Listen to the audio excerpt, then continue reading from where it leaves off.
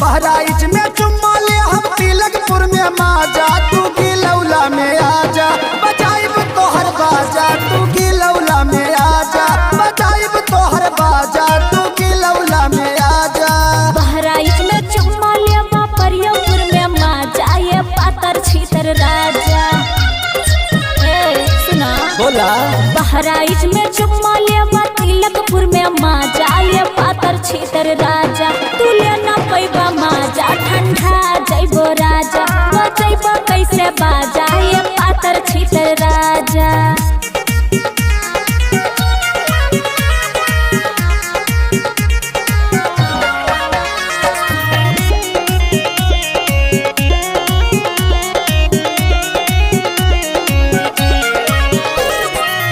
हवई दंडौली तू का पीरपुर घुमाई दे हम, पकड़ी बरगदही दलकर मेला देखाई दे हम। अब हो काहे के करेला तू इतना बड़ाई, बाटे न दाम जे तू देबा घुमाई। तू देहना चौराहा पर पियाइब तू का मजा, कमावा मिल के आजा बजाइब तोहर बाजा, तू गिलौला में आजा बजइबा कैसे बाजा ये पातर छीतर राजा।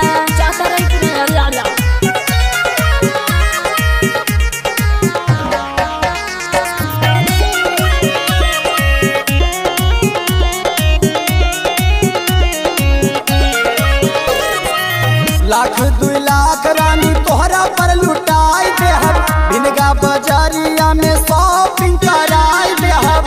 ठीक है चल उल्लू समझे हो क्या? माही से बाबू जानी कर रंगदारी, बनल बा इज्जत जवन दे हब उतारी। पियन लहरी चंद्रावा में कुटी है सबसे ज्यादा, तू डेढ़ुआ पुल पे आजा बजाइब तोहर बाजा, तू गिलौला में आजा बजइबा कैसे बाजा ये पातर छीतर राजा।